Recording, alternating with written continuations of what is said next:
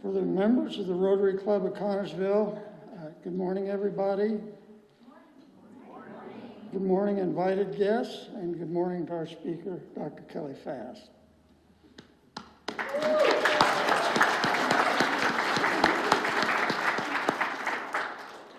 This morning, we're incredibly fortunate to have Dr. Fast gracing us with her expertise. Dr. Fast is a renowned astronomer and program manager at NASA's Planetary Defense Coordination Office.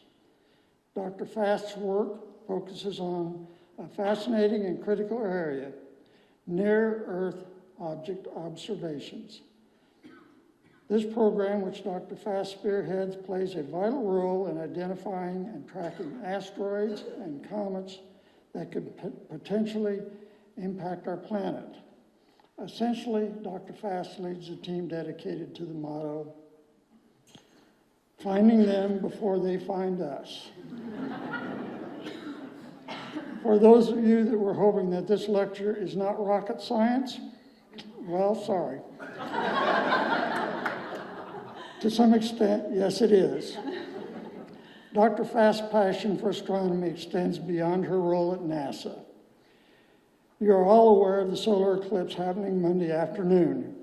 It is no coincidence that Dr. Fast is here in Connersville because of this celestial event.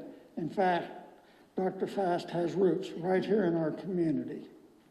This special occasion provides a perfect opportunity for her to share her knowledge with us and for us to learn from it. So please join me in giving a warm welcome to Dr. Kelly Fast.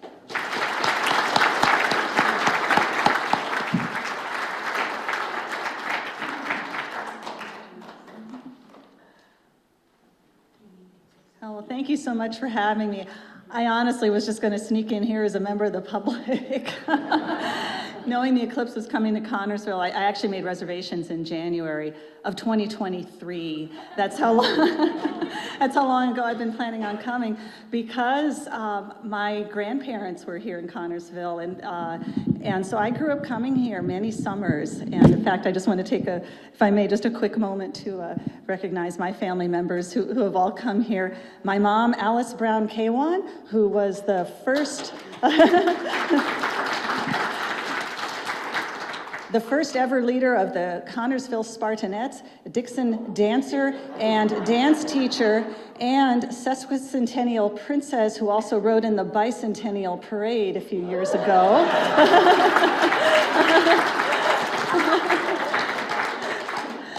My aunt and uncle, Troy and Charles Brown. My uncle Chuck was the barber at the headquarters for many, many years.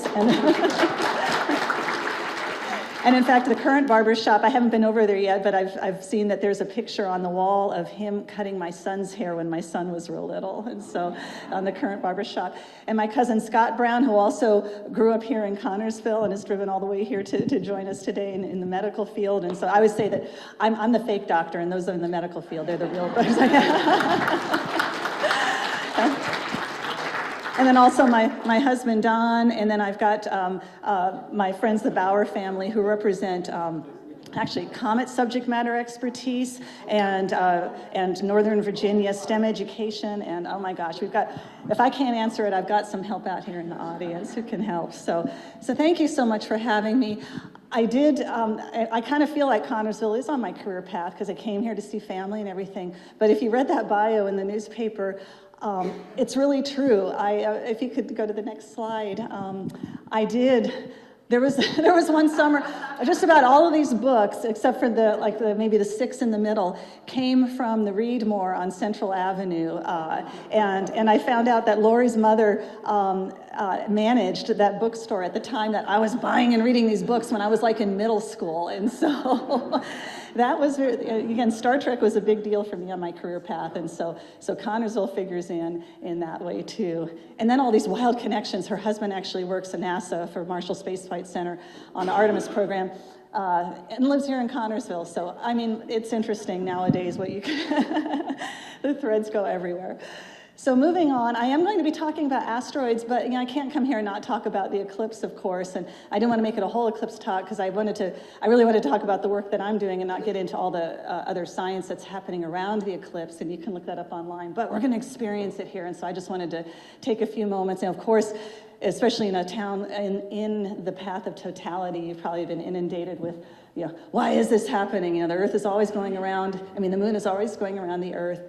But every so often, things line up in such a way that the moon will actually pass right in front of the sun. And that's what's going to be happening on Monday. And oh my gosh, if we only had, only the eclipse were today. But it could actually, even if it's a little cloudy on Monday, it could clear up because things will cool off as the moon starts to block the sun. And that can actually cause the clouds to dissipate some. So we're even if it doesn't look good, stick it out because it might be absolutely fabulous. But I wanted to share my mom's sister, Linda, who also grew up here in Connersville, and her son and daughter-in-law. We joined them in Tennessee for the 2017 eclipse, and I wanted to just show a little bit about it because one thing I want to remind everyone is that. Unless you're really into photography and everything, I would suggest just enjoying the experience because I went with nothing. I'm just going to enjoy it and watch it, and I was so glad I did. But I was actually grateful for my daughter's friend who took some video just while it was happening, and it was really not so much capturing the sun, but capturing the experience, our reactions, and the 360-degree twilight. And you hear all this about don't look at the sun and yeah, if any part of the sun is showing, it's not good for your eyes. But thankfully, your body is smart enough probably to tell you, no, stupid, don't look at the sun yet. And probably a lot of you have eclipse glasses, and for afterwards, I brought eclipse glasses if you don't have them. But that's only for before and after. But when the sun is totally covered, those come off, and what you see will amaze you. So this, if we could hit play, I think the speaker will be loud enough. It's just a few minutes right before totality.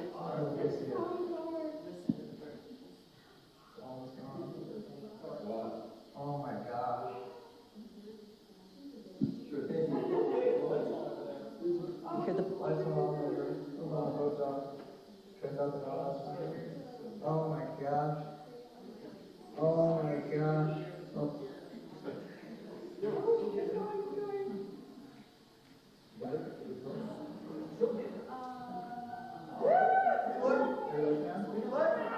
Holy smokes. Wow. Oh my God. Oh my gosh. Wow. Oh, that was so worth it. That was my son there. Yeah, the drive was worth it. So, Chai, if you go to the next one, there's we have during and after totality there, and it's this 360-degree twilight. It's incredible.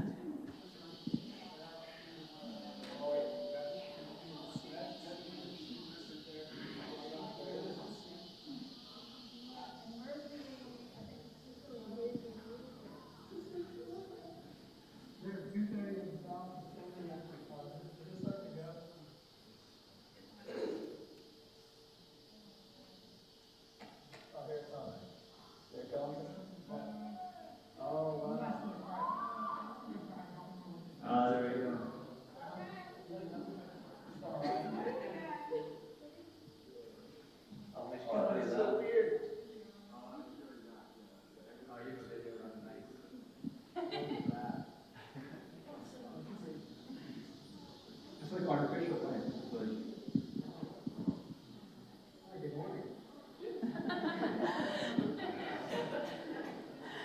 Yeah, I wanted to catch that last comment because what it really was is even before and after totality, when the sun is partially blocked, it's kind of this weird look because it's not, full sunlight. It still feels the sun is so bright that even part of it makes it seem like everything is lit up, but something did start to look artificial after a while. And you start to see on either side of the sun the planets pop out. And I felt like I was seeing the solar system in a way that was three-dimensional, even more so than seeing it at night. And it's, but the thing is even what you saw with the phone picking up the sun, even during totality, it's all very overexposed. And again, unless you're really good at eclipse photography, then I would just enjoy looking at it. But I have a colleague who does eclipse photography, and he processed an image to look like it did to the eye, and literally this is what it looked like in the sky. I wasn't even expecting that. Not just that you see the sun's corona, but you see the sun's magnetic field lines there, and this whole pattern will be different because it's a different time now. The sun is really active right now, and so again, before and afterwards, you need those glasses on if you want to look and see, like, part of the sun eclipsed. If you look, under trees where the sunlight is coming, you're going to see like little pinhole camera crescents on the ground. We're going to take a colander outside and hold it up and see like little crescents, let the sun go through it. But otherwise, you can't look at the sun if any part of the sun is showing. You need all those indirect ways of looking, or the glasses. But then when you hit totality at, I think was it 3:07 and 25 seconds here, you'll have 3 minutes and 48 seconds of being able to just look up at the sky at this, look around, snap a few pictures if you like, but for me, I wanted to put that in my memory, and so that's what I really encourage everyone here to do, and don't lose hope. Be out there watching, and then if it's cloudy, then we'll just see an interesting effect of it getting dark and light, but you'll hear things like the bugs starting to make noise maybe, and then, again, we had like street lights were popping on. It should be really neat. But, okay, so next slide. Okay, one more slide. Okay, you will see other things in the sky, and you can find these diagrams online. So you see the middle, the sun and the moon, but you will see especially Jupiter higher in the sky, and then Venus below the sun and the moon, below the eclipsed sun. And even as it's getting eclipsed, if you just block out the sun, you'll start to see the planets pop out. Venus you can even see in the daytime if you know where to look and if it's a nice clear sky, but you'll really see it. Jupiter will come out. You might see Saturn and Mars down near the horizon. And there's a comet right now, Comet Pons-Brooks, that might become visible. And comets will look like a fuzzy smudge. But I actually have a comet expert with me, and so you can, if you have questions about the comet in particular, we can get him to work here. But all of this is happening because the moon is going around the Earth is going around the sun, the planets are going around the sun, and then we also have the asteroids. And so these are the orbits of the known potentially hazardous asteroids, and it looks like a mess in the solar system. Keep in mind, space is big, all of this is big, everything is far away from each other. It's not the asteroid swarms you see in the movies and all that. Everything's really far away. But, so the odds of anything coming together with something else are really low. But if it's going to happen, it would be nice to know ahead of time. Impacts have happened throughout the history of the solar system, and they will happen into the future. And so let's go to the next slide.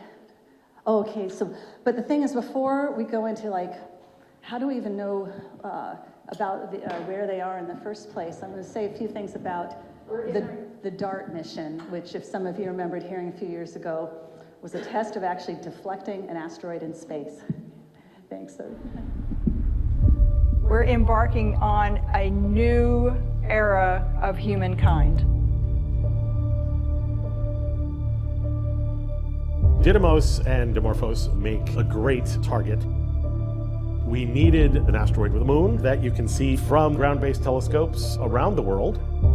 We're doing this mission to prove that we can deflect an asteroid. 5, 4, 3, 2, 1. And liftoff of the Falcon 9 and DART on NASA's first planetary defense test to intentionally crash into an asteroid.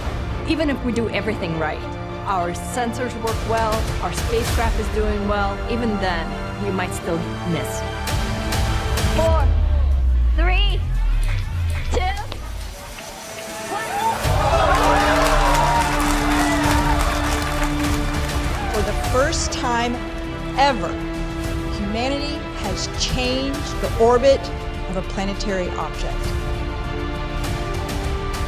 NASA confirms that DART successfully changed the targeted asteroid's trajectory.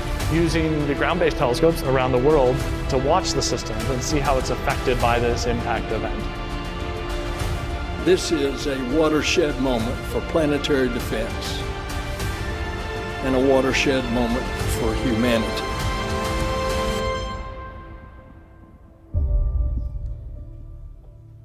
Yeah, NASA likes to get very dramatic with the videos, but it's but it was a really amazing thing. I mean, because you have other natural disasters. You know what it's like to deal with tornadoes here. I'm from California originally, earthquakes. Yeah, there's stuff going on all the time. An asteroid impact is a highly unlikely event, though they have happened. If you remember the impact over Chelyabinsk, Russia in 2013, that fireball, and then they've happened throughout Earth's history. But that's a natural disaster that you could potentially prevent, and so wouldn't you want to if you could? And so DART was a test of how would you divert an asteroid, and if this may have to, I don't know if this will start playing, we'll see. There we go. Okay, so the idea behind DART, the double asteroid redirection test, this is a binary asteroid. It was an asteroid with a smaller asteroid going around it, and the spacecraft would impact the asteroid, which would change its speed slightly and drop it into a little different orbit that would have a little different orbital period. The time it would take for that asteroid to go around would be changed slightly. And nature kind of gave us this nice laboratory situation where this was something that could be observed from the Earth. You can't actually see the asteroids themselves, but you could see the light coming from the system as they go behind and in front of each other, and the light goes up and down as they're kind of playing tag.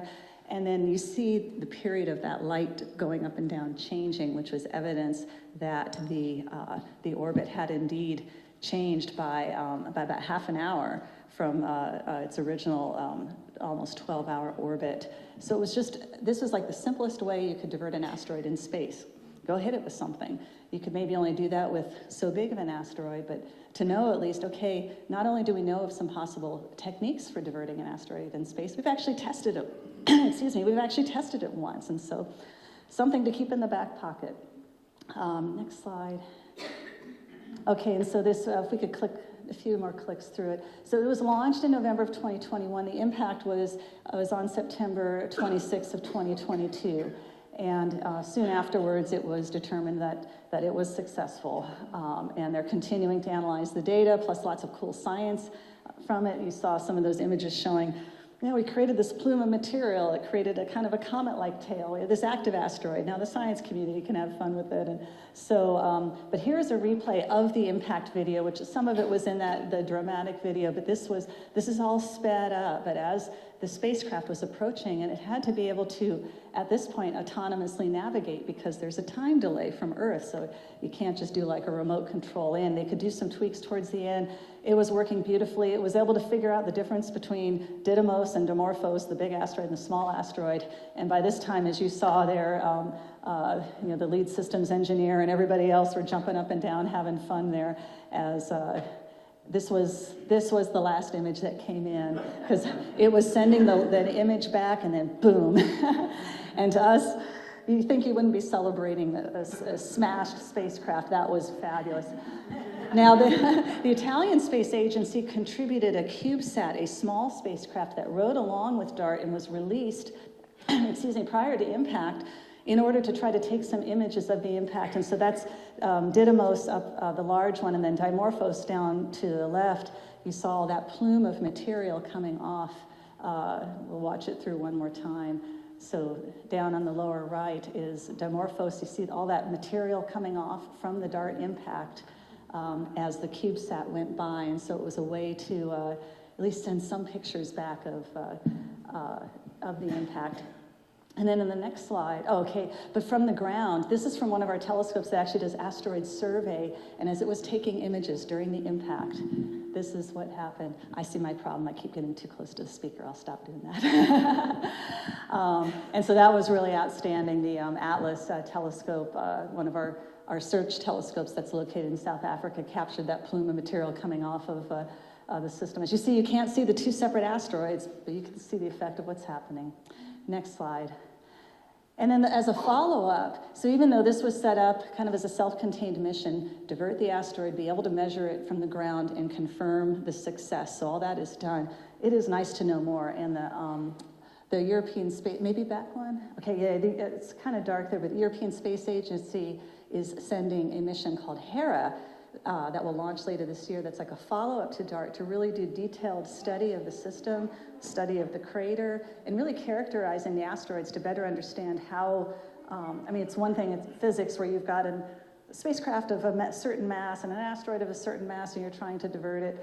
But when you've got real asteroids with real shapes and real compositions, and as you saw, it's kind of like a rubble pile, not even like a big monolithic asteroid, a rubble pile. How does it really behave? And so that'll be a really nice follow-up. So more to come. But how do we, what did I have here? Okay, so how do we find these in the first place? This is how Didymos, the target of the DART mission, that system was discovered in the first place. It was a survey telescope called Spacewatch that these telescopes survey the sky. They take images of the sky, wide field images, and you see stars, but then there's some other things that are moving relative to the stars. Far away, an asteroid looks like a star. That's why the name asteroid, but you're looking for those moving points of light. And then the next time step, a little faint there, but you see the orbits of the planets, and that white orbit is the orbit of Didymos, kind of this elongated orbit. You get enough observations from the ground, from telescopes, to be able to turn that into an orbit so that you can predict where is that asteroid going to be in the future. And then if you get lucky, you can actually send a mission out and see the asteroid, but there's many more out there. We don't have these kinds of pictures, but we need to know where they are and where they're going to be in the future. Next slide. So NASA's Planetary Defense Coordination Office is where I work at NASA headquarters in Washington, D.C. I worked as an astronomer for many years at Goddard Space Flight Center in Maryland, and then ended up in D.C. managing some programs and ultimately with Planetary Defense. And so I handle the part of the program, the Near-Earth Object Observations Program, that's involved with trying to find the asteroids and track them, characterize their orbits and everything, and characterize their properties, so that ultimately if you have something like the DART mission, you know where you're sending it. Bottom line, find them. You can't really do anything about them. You can't prepare for them. You can't go divert them if you don't find them. So that's kind of the bread and butter of the program. Next step. Characterize them, maybe trying to measure their, learn something about their physical properties to the extent you can from the ground with telescopes and with radar. Planning and coordinating, working with our U.S. interagency and our international colleagues on what the response might be to an asteroid impact threat. Mitigation, like the DART mission, how would you divert an asteroid in space? Or if we needed to give information like to FEMA about an asteroid impact, how do we need to roll that up in a way that it's useful to emergency response and to other government agencies? And then assessing, figuring out where are we in this, in addressing the hazard, and then lather, rinse, repeat. Next slide. And there actually is a U.S. national strategy for planetary defense that lays out the roles of different U.S. government agencies. Obviously, NASA has a primary role because we're the ones finding them and cataloging them, and it's actually a congressionally mandated role for NASA to be doing this sort of work. But of course, there are roles for other agencies, the National Science Foundation, the U.S. State Department, U.S. Space Command, and many others. And then we also have a NASA strategy that derives from that national strategy. So it is something that's trying to be addressed in, it's not like the movies where there's like one scientist running around trying to convince everybody. It is not at that level. And so, and we're still working it. And it's actually, this is on the heels of just last week, we had a fifth interagency tabletop exercise where we had representation from multiple government agencies, and in this case also some of our international partners, looking at a particular asteroid impact scenario where an asteroid's been discovered that has a 72% chance of, or we actually dropped in partway through the scenario. At this part of the scenario, it had a 72% chance of impacting Earth in 14 years. How do you address something like that? What are some of the things that need to go into place? So for some agencies, you know, it's not at the point where they're really active. For others, they are, and so but we're still just trying to, you know, work through some of those issues. Probably something we'll never even experience in our lifetimes or our children's lifetimes, but again, it's the sort of thing that if we have the capability to be ready, then let's do it. And there's also legislation telling us we need to do it. Real quick, there's also, it is happening on an international front too, and there are 2 recommended, UN recommended collaborations, not part of the UN, but that collaborate together to be sure that the communication is really good for these activities. There's the International Asteroid Warning Network, of which NASA's a part, and NASA coordinates it, that brings together those around the world doing observations of asteroids, calculating orbits, coordinating on this. And in fact, we've been, in fact, my colleague Gerbs here handles the campaigns we have where we'll do observations of a particular asteroid as a way of trying to get everybody together and communicating about a particular asteroid. Just so if we have to really do that rapidly in the future, it could be done. And then I serve as the coordinating officer for the International Asteroid Warning Network.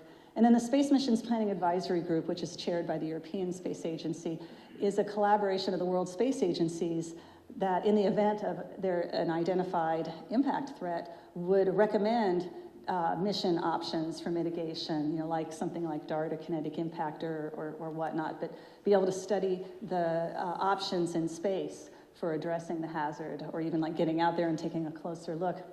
And both of those bodies would notify the UN in the event of an identified threat, and also each other. But all of the agencies also do their own thing. We have our own notification policy at NASA for notifying up through the agency and to the White House and to other government agencies in the event of a threat. Again, most of the time it's boring. All the time it's boring. we might find that we'll finish the survey and that there's nothing that poses a threat. But why not do this if you can? All right, we'll move on. So we do have telescopes. NASA funds telescopes that are located in various parts of the world that do the surveying for asteroids, looking at wide swaths of the sky, looking for those moving objects, and trying to get them cataloged so that we can keep track of them. And mainly in Arizona and Hawaii, but also we have some stations in Chile and South Africa, and a collaboration with a telescope in Australia that's a project of U.S. Space Force and the Royal Australian Air Force. If we go to the next slide, just some pictures of these telescopes. And even one in space called NEOWISE, which was really, it was repurposed. It was an astrophysics telescope that was also finding and really characterizing asteroids. And so that's been a part of the program too.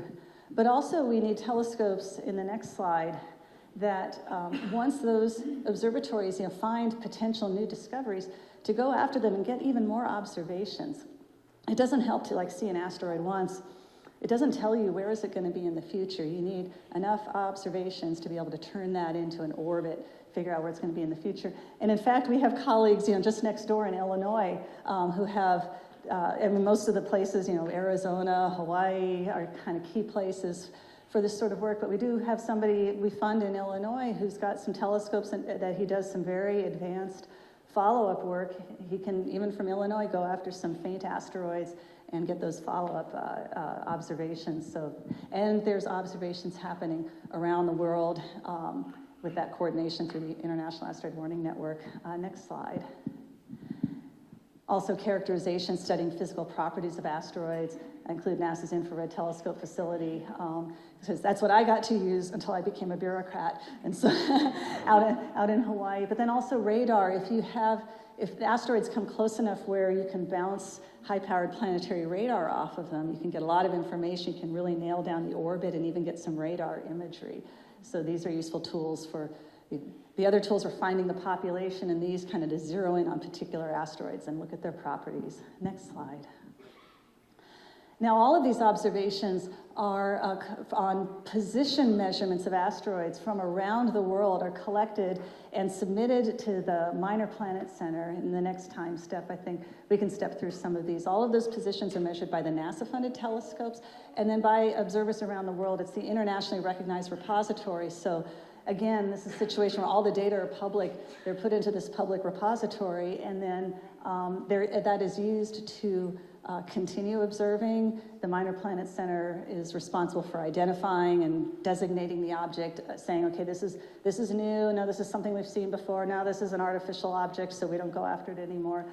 But then those observations are used by our Center for Near Earth Object Studies out at the Jet Propulsion Laboratory in California, and they do the precision orbit determination in the near term for things that are still, we're trying to figure out, are these new discoveries or not, but way out 100 years into the future to see, could something pose a threat to Earth in the future? And in the event that happens, to identify the time and location. And we've actually had some kind of examples of that on a short-term scale because, again, the odds of getting hit by something big are so slim. But, there's stuff hitting the Earth all the time. You see, like, shooting stars and all that. It's just dust coming in or sand-sized particles. And sometimes we get even asteroids, like meter-sized objects. They make pretty fireballs, so it's kind of cool. But it can be a good exercise. So the next time step. This has happened, I don't know if we're up to like 7 or 8 times now, where, this happens all the time, but it's only been about 7 or 8 times that an object has been seen in space before it impacts. And we had this just a couple months ago, where an asteroid was first observed on January 21st. It was actually first observed by an observatory in Hungary, reported to the Minor Planet Center. The Center for Near Earth Object Studies sent a warning about the impact, and our ESA colleagues as well. It was going to be over Germany. And again, a very small object, and so nothing to be concerned about. So next slide. And so we put it out on social media. The discovery images are on the left. You can see that little moving dot there. Those are star trails because it's moving relative to the stars, but you see that moving dot. That was the asteroid. And from the first observations that came in, the impact location, you can see that wide swath of blue dots. It could have been anywhere over Europe there. But as more observations came in, that made it possible to really nail down the orbit, the trajectory, and to make a prediction for just west of Berlin. And then sure enough, the next slide, I guess, is our social media one. So we put it out there, and people went out and got some images. Has anybody ever seen like a fireball like that or a shooting? Okay, yeah. But in this case, people knew where to look. You could go out and watch and wait with their phone, and then sure enough, there it comes. So just kind of some really, cool citizen science activity. But it was a good test to say, okay, you know what, the software we're developing for doing trajectory analysis and for impact prediction, we could put some confidence in that. So anyway, but the thing is, normally, and that was just with a few hours notice, but you're not going to see one of these tiny asteroids until it's really close. Our goal is to detect asteroids and to make predictions years or decades in advance of a possible impact, to have time to do something about it. Just to give you an idea of where things stand, these are discoveries over time, and we're up to we're almost to 35,000 known near-Earth asteroids, meaning asteroids that actually come into Earth's neighborhood, the inner solar system, not the ones that stay put out in the asteroid belt beyond Mars. These are the ones that are in Earth's neighborhood, cataloged close to 35,000 of them. And over 10,000 of them are over 140 meters in size, which is like a size that could really do regional damage should it impacts. And it is the metric that Congress is holding NASA to for, we want you to find this population of asteroids 140 meters and larger. We want to find all of them, and we calculate and we catalog any that we find. But how do you eat an elephant one bite at a time? This is kind of how do you measure progress. And the 1 kilometer and larger population is pretty well known. We're not finding many every year. There are fewer of them. They're easier to find. And so really, that population, we're not so much concerned about that like in the movies where it's always they're concerned about, oh my goodness, this gigantic asteroid's going to hit. It's more the ones that aren't the gigantic ones, but could still be a really bad day. And so that's what trying to find. And then many of these are really small and would just make the pretty fireballs. But that yellow region, this so-called Georgie Brown NEO survey goal, is what's in legislation for NASA to be working on. Next slide. So how do we speed this up? Because the thing is, what I showed you there with the 140 meter and larger, based on estimating the population of those objects, based on what we know and the way things move in the solar system, we think we only know about 44% of those objects that are predicted to be out there, and it's probably going to take another 30 years with our current capabilities to find the rest, because you can't find everything all at once. The Earth is going around the sun, the asteroids are going around the sun. You can't, even if you had a really, really good telescope, you're not going to see them all at once. It's going to take time, but can we shrink that time? And a mission that NASA is developing right now is called the Near Earth Object Surveyor, NEO Surveyor. And it's a telescope that will observe in the infrared. And it's going to be out at this stable point, L1 up there, the Sun-Earth L1 point. Instead of being in an orbit around the Earth, it'll be kind of at this point out between the Earth and the Sun, surveying in those red cone areas along the orbit of the Earth, finding the asteroids, because again, any asteroid that comes close to Earth's orbit is what you'd want to keep an eye on, because then maybe the Earth and it could find themselves at the same place at the same time in the future. And this is why you would want to look in the infrared. Now, it's hard to see up here. You actually have two asteroids of the same size. One is very brightly colored on the surface, and one is dark. Frankly, most asteroids are like charcoal. They're very dark, but some are more charcoal-y than others. But you have this range of brightness, and so it's possible for some of these to kind of hide if they're really dark, because they don't reflect a lot of sunlight, and the telescopes on the ground are looking at reflected sunlight. So if we hit this again, so if you had two asteroids of the same size, trust me, there's a big asteroid on this side. Now we're sending them both off way into space. In the optical, that one, of course, you can see, the other you can't, but if you could turn on your infrared eyes, now you're looking at the heat that's being emitted from it. It doesn't matter what the coloring of the surface is, you're going to be seeing it in the infrared. And so that's one way where that will kind of help speed up the survey, to find the asteroids that are kind of hiding, and to get better information on the sizes, because again, you don't have to turn that brightness.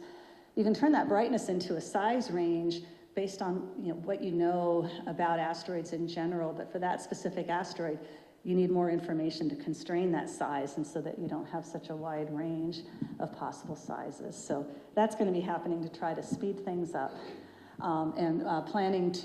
Working toward launch in late 2027 with a launch no later than 2028. Next slide. Okay, so once this telescope turns on, if we start this going, gives you an idea. As it surveys in those two cones that I showed you, it will pick up asteroids and it will continue. Now again, if this was to scale, you wouldn't even see any of those dots, because they are so much smaller than everything there otherwise, but you wouldn't see it on the screen, so that's why they look so big. It might be a shooting gallery out there, but it's not this kind of a shooting gallery. But this gives you an idea about how it was going to be spotting these objects, and again, helping to get them in the catalog so we know where they are, where they're going to be in the future. And these are just the 140 meter and larger objects. Again, we want to know about anything, because even smaller ones could do damage, even ones that just disintegrate in the atmosphere if they're large enough, release a lot of energy. We'd want to know about it. So now one last thing coming up to keep an eye on, which you might hear more of, and some of you might have heard about it, in 2029, we get asteroids buzzing us all the time, and then sometimes we get the pretty fireballs. It's all small stuff. But it's much rarer that really large asteroids come by, and it's much rarer that they would come really, really close to the Earth. And there's a large asteroid called Apus. It's about 340 meters in size, and it is going to pass within the distance of the geosynchronous satellites. If you want to head and let it go in almost exactly 5 years from now, it's going to pass. It's not going to go through the geosynchronous belt, but it's going to get closer than the geosynchronous belt above the Earth. It's going to pass very close. It will actually be visible from the naked eye, with the naked eye, but you'd have to be in Europe or Africa to see it, because that's the time when it's going to be at its closest. But it'll be visible in small telescopes, but just kind of a unique reminder of asteroids in space. And when this object was first discovered, it was thought that it had a chance of impact in 2029.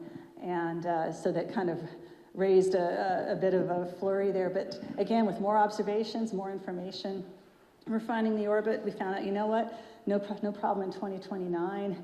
And there was a recent observing campaign with the International Asteroid Warning Network when we had a chance to observe it again, because again, everything's going around, we don't always get to observe it. And with those latest observations, it got kicked off the risk list altogether. So now it can be kind of a fun science project, but still something we want to keep an eye on, just a sobering reminder. And so this will be kind of fun in 2029 to go through this. We're actually working towards promoting a UN designated International Year of Asteroid Awareness and Planetary Defense. So we'll see how that goes down. So you might hear more about that in the future. Next slide. Okay, getting to I want to make sure I get through this because I want to leave time for questions, because I tend to give the fire hose, so apologies for that. But this here, if you scan this with your phone, it can also look up online. with the DART mission, they did have this opportunity where you could go in and answer a few questions about planetary defense, and then you get a cool certificate that says that you're a planetary defender. My joke was that literally I went through to answer the questions, and there was one question. You ever take a test where it's like, you know the answer, but you're not sure what they think the answer is? And so I hate those questions. So I go, but they had like a little help thing, so I click on the help thing, and then a video of me popped up. Anyway, so ultimately I passed the test. And then. And also, I should say, NASA has a planetary defense officer, Lindley Johnson, and he's actually, I don't know if it's going to work out. He was going to be coming to Connersville. He was going to be driving here today, but it's not working out. I'm hoping tomorrow he'll be able to come. So he wouldn't have been here today for the talk, but he'll be joining us for the eclipse. But he had to go through the same thing, taking the test to make sure that he could be a planetary defender, and he leads up planetary defense activities at NASA. So anyway, and the next slide, I think it was just a few more. I can just leave this here. We do have a link to our nasa.gov/planetary defense is where we have information on what we do, the Near-Earth Object Observations Program that I talked about, the DART mission. The DART mission is in the middle of the DART website itself, which was managed out of the Johns Hopkins Applied Physics Laboratory. And then we've got a kind of a YouTube list of cool little videos that existing NASA content on planetary defense. And we also post on X, on NASA Asteroid Watch, at Asteroid Watch, which we don't post on very much, but we put out interesting information, or again, if there's an impactor, then we put it up there. So, and then there are other NASA social links. Sometimes information on asteroids goes out through NASA solar systems. So if you want more information. And then when we do, we'll go to some questions, but when we do wrap up, I did bring, as I said, I brought a bunch of Eclipse glasses that, if you don't have any, or if your family doesn't have any, I think a lot were handed out to kids at schools or whatever, but please feel free to take them. And again, just use them for looking at the sun, but when you get to totality, make sure you take them off, because you won't see anything through that. and you will want to see that solar corona. And then I also have I don't have a ton of NASA stickers, I'm sorry. I thought of it after I was at headquarters and didn't get more, but I've got some NASA stickers here, and then also stickers for NASA's Planetary Defense Coordination Office, if you'd like any of those. So with that, I think I will take some questions, if that's okay, because I wanted to make sure we left plenty of time for that.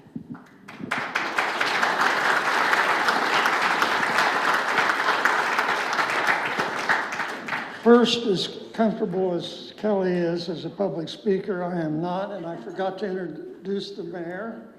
So, is there anything you'd like to say, Mayor? I want to hear some questions. Okay, there you go. Do you want to lead off at all, or turn them loose, okay? All right, the mayor says I can ask you some questions. You can ask me some questions. So, yes, sir. And actually, I guess with the recording, should I pass the mic around? Should I take the mic over? Okay, all right, I'll hang on to the mic. I can repeat it, so go ahead. Crater in South Africa. What about South Africa? Crater in South Africa. Where before? The impact crater in South Africa. Okay, I don't know offhand that impact crater in South Africa. Big asteroid that hit years ago. I don't know a lot about that particular one, because there are a lot of impact craters. There are a lot of impact craters around Earth, but a lot of them have been weathered over the years. So I don't know about that. Gerbs, do you know about that? There was one where they had a lot of stations witnessed the fall, and we got a lot of pieces of the a long time ago. Okay, probably Arizona has to be. Yeah, the best preserved impact crater is Meteor Crater in Arizona. Yeah, and because that one hasn't been all weathered away. So, and then of course you can look at the moon and see lots of impact craters. But yeah. Okay, just a second, right here.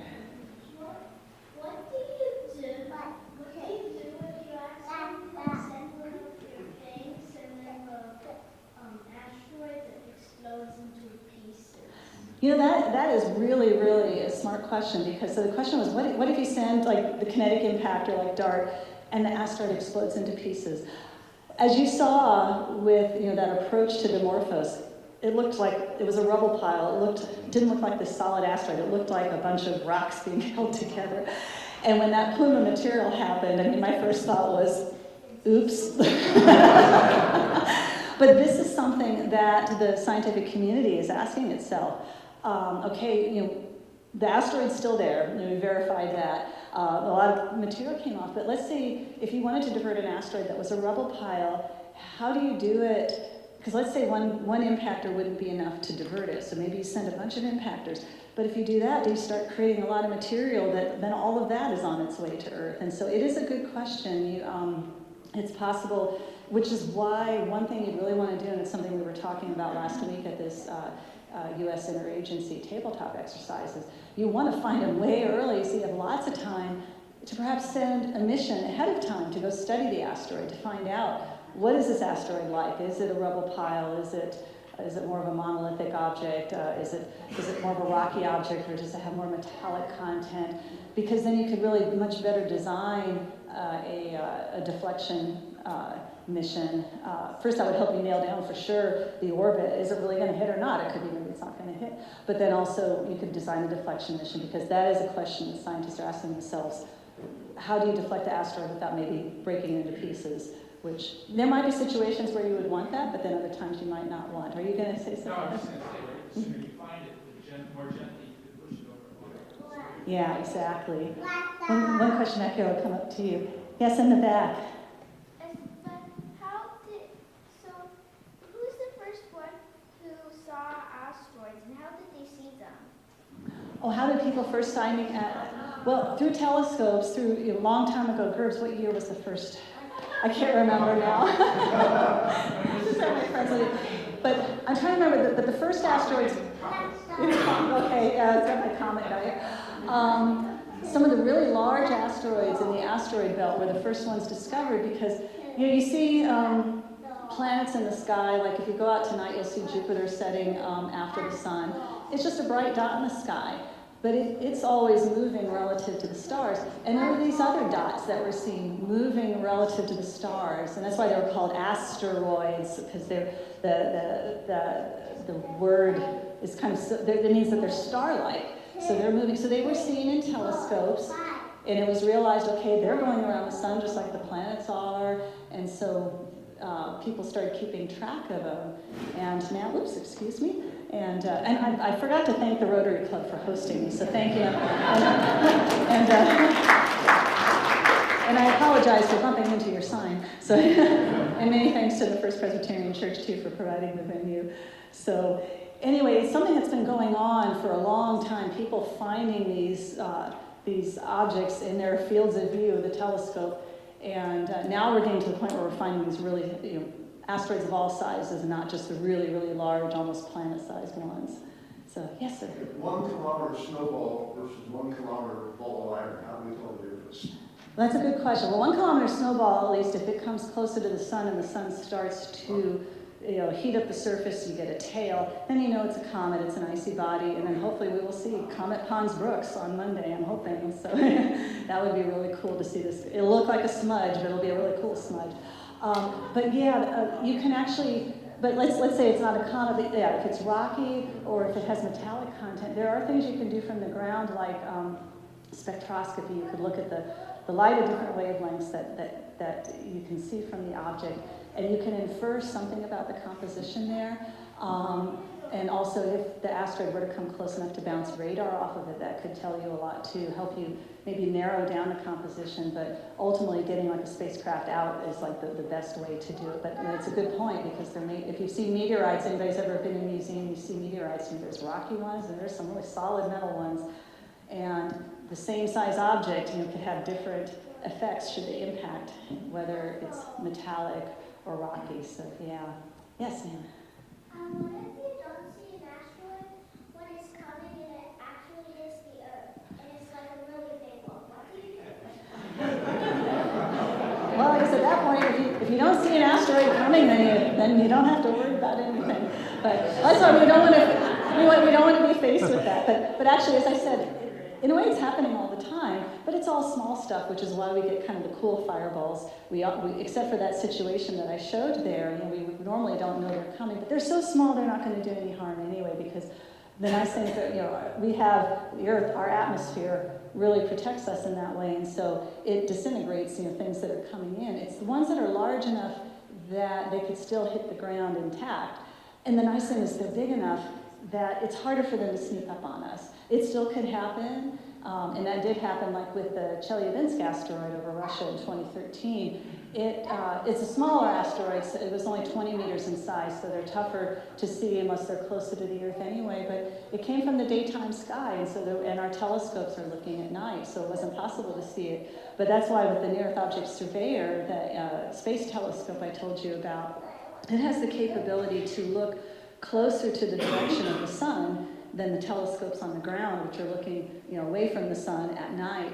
And so they'll be very complementary and kind of allow us to watch even more to make sure we don't have one of these sneak-up situations. But the thing is, since the asteroids are going around the sun, the Earth is going around the sun, chances are, our telescopes are looking where these asteroids are. It's not always like in the movies where it's like the asteroid's making a beeline toward the Earth. Now, solar system dynamics, they're all going around in circles, and chances are we're going to catch these, and that's our goal. It would be great to find something and then realize, okay, you know what, it's going to be like another 4 or 5 orbits before it ends up being an issue. We've got lots of time to deal with it. That would be the goal. So, yes? What was the length of time from launch to impact on the dark mission? It launched in November of 21 and it impacted in September of 22. So it was like a 10-month cruise. Yeah, and again, because everything's moving, I don't have a slide of the trajectory, but it's almost like it's not like it went straight out to the asteroid. It was launched in such a way that the spacecraft and the asteroid were like kind of orbiting the sun together until they finally came together. So that was a 10-month cruise, but all of it kind of depends on the asteroid. And again, it's something that came up at this U.S. interagency tabletop exercise last week. It's not like the movies where it's like, yeah, we got the thing on the pad and we're just going to go launch it tomorrow. It takes to really do it in a way where everything is done properly. And it can take 4 to 5 years to develop a spacecraft mission and get it launched. And then there's getting to the asteroid, because solar system dynamics, it's okay, what are your launch opportunities where you can actually fling a spacecraft out to the object? So it would take time to address something. So that's why it'd be better to find it from with telescopes from Earth early and then have all that luxury of time to figure things out. Yes? I don't sound like the movies, but I mean, it is, a large explosion. Could that divert an asteroid away from us? Well, that's a good question, because I didn't bring up there, but the DART mission was testing one technique, the kinetic impactor, which is just hitting an asteroid with something. So that's kind of the simplest way to do it. But what about an explosion? And because in the movies, it's always they're going to send up oil drillers and send a nuke down there and blow it up.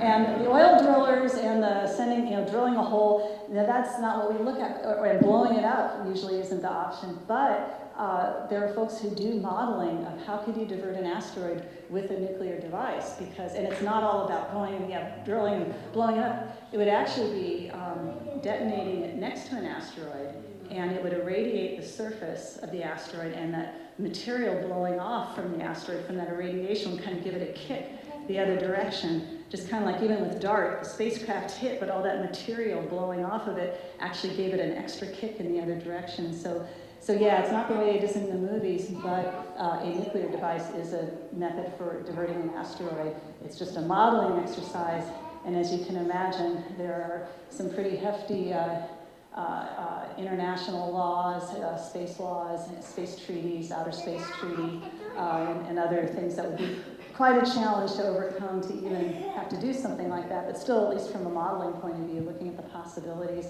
There are some other techniques like a gravity tractor, which would just be positioning like a spacecraft next to an asteroid and just mutual gravity, just kind of slowly, if you had a lot of time, slowly tugging it. Ion beam is another technique right now, where if you have like an ion engine that's firing ions, you have another one on the other side. One is the engine, and one is just firing ions at the asteroid. And instead of like one big, impact with the asteroid, you have all these little impacts over and over again with ions. So still developing, but only DART has been tested. Yes. Okay, go ahead. How do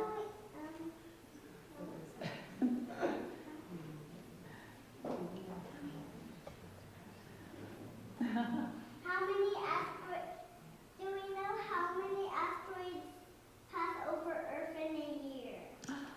Okay, you know, I should have that, actually, give me just 1 second. That's a really good question. There's an app for that. Well, what I can tell you, honestly, I had an intern program this for me to pull this data down quickly, because I can tell you, I'm not, kind of have to say, what do you mean pass by the Earth? Let's say, how many asteroids have we detected? Like sometimes things go by, we don't see them, but how many asteroids have we detected passing, let's say, within the distance of the moon, passing Earth within the distance of the moon? We're still loading, we're loading here. And I should know that number off the top of my head. Those are the discoveries in the past year of the larger near-Earth asteroids. So there were over 400 discovered in 140 meter and larger size last year. Okay, here we go. In the past 365 days, 115 asteroids have passed within, sorry Rotary Club, I didn't have passed within the distance from the Earth to the moon. I mean, so that means like they might not come between the Earth and the moon, they might come above the Earth, but within the distance of the Earth to the moon, 115. There was one in the past week on, and this was a close one that came within the distance of the geosynchronous satellites, but again, this was like a 2 to 4 meter size asteroid, so really small one. And there were 7 in the past 30 days have come within the distance of the moon, and 3 within the distance of the geosynchronous satellites. So there you go. Excellent question. Awesome outfits. I must say, I cannot wait to get pictures with you. You've got great astronaut outfits, and I want to give a shout out to the lodge at Indiana Ordnance, where we're staying, and some of my colleagues and family are staying at the venue on 5th, so we're loving it. So, so yes.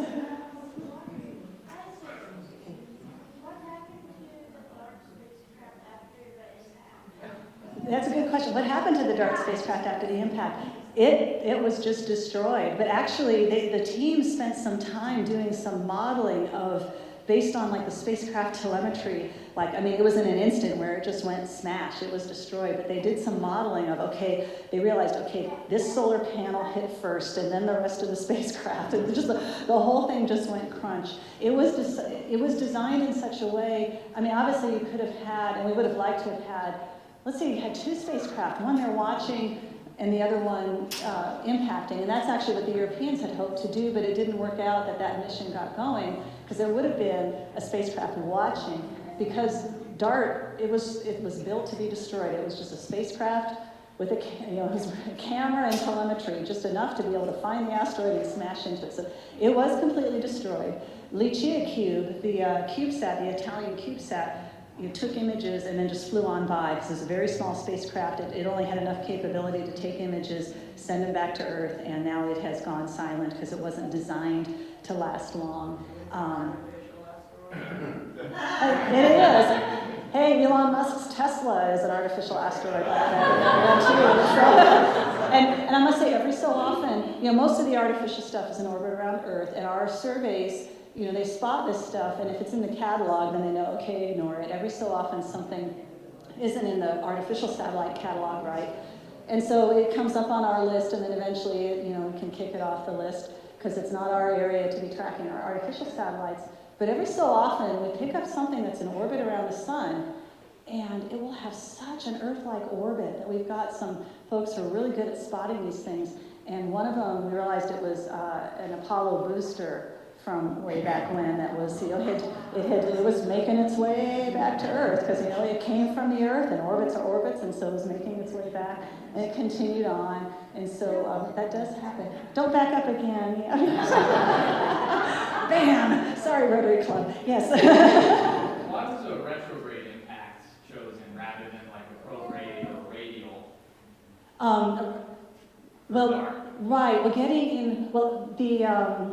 The asteroid itself, it was, and this even confuses me, it wasn't in a retrograde orbit, but it's the way it's turned over. I don't remember the dynamics of it, but it's evolved in such a way that it was kind of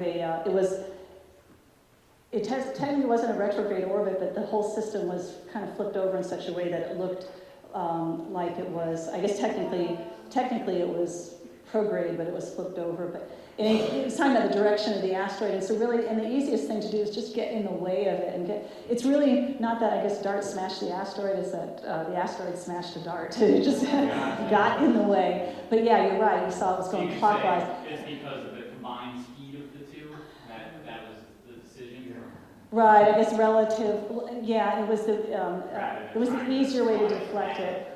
Because it takes a lot of energy just to get something off the planet, let alone get it sped up into whatever. So you want to choose an orbit that kind of works the best for you. And so it worked out the best to just kind of get in the way of Dimorphos and bam. So, yeah. Yes? What happens when they land in the ocean? Do they cause a... Tsunami, yeah. Tsunamis, yes. That's a good question. The other night I go on Instagram and I see my daughter's posted on tsunami watch, and I'm like, great, I'm a mom, this is how I find out. She's in Okinawa, and, and there had been an earthquake in Taiwan, a bad earthquake there, and that can generate tsunamis.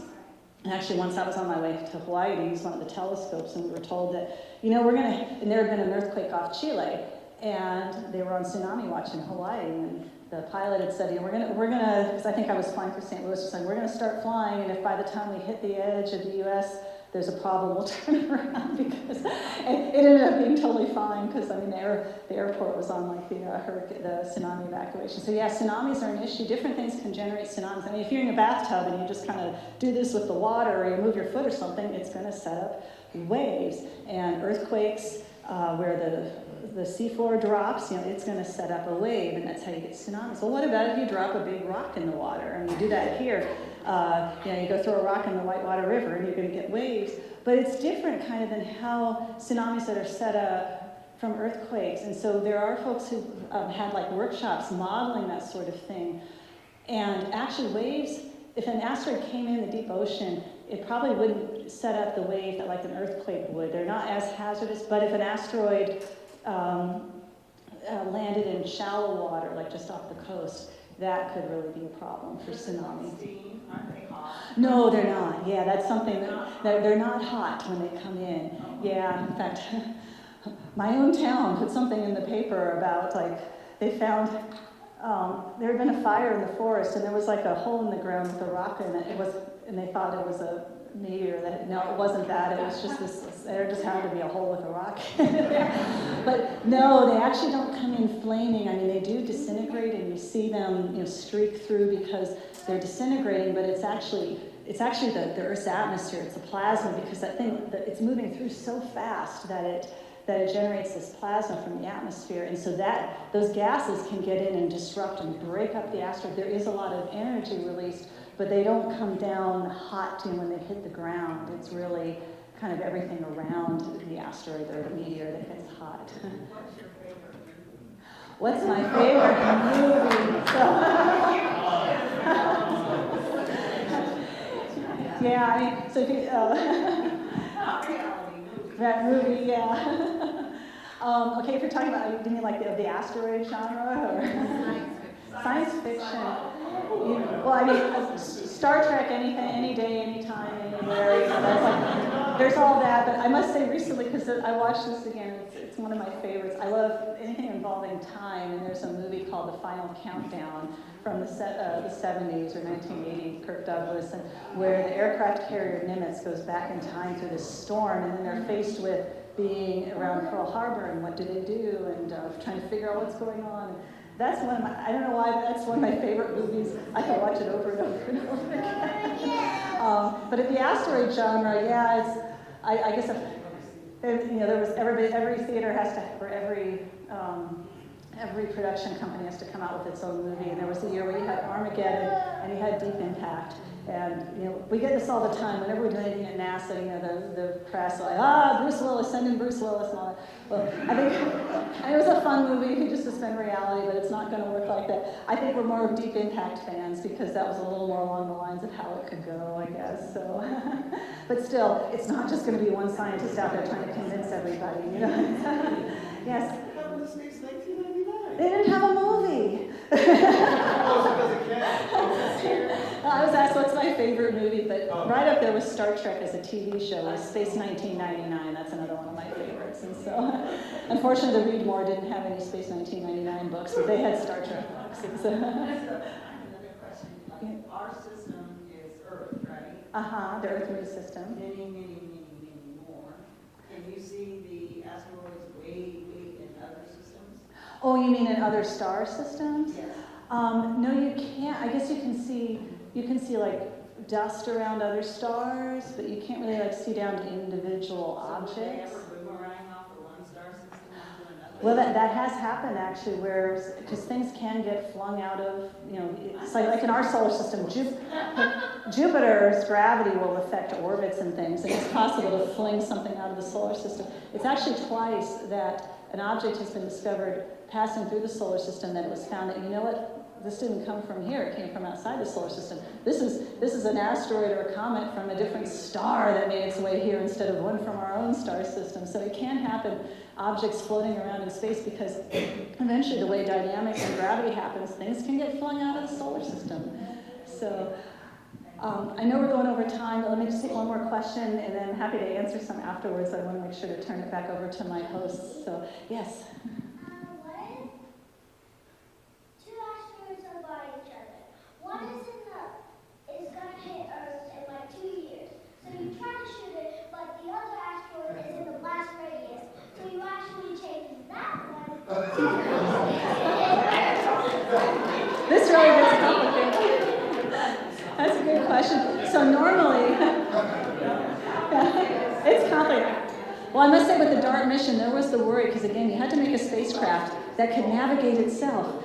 And you wanted it to hit the little asteroid and not the big asteroid. What if it had hit the big asteroid? There were those questions too. But again, space is big and everything is really spread out. Even in the asteroid belt, where there's lots of asteroids, if you stood on one asteroid, you would not see the next asteroid. They're that far away from each other. Space is just big. And so it is, they do interact, but we're talking over long time scales. So bottom line is, chances are you won't be faced with that situation where you get sort of like asteroid billiards happening and everything.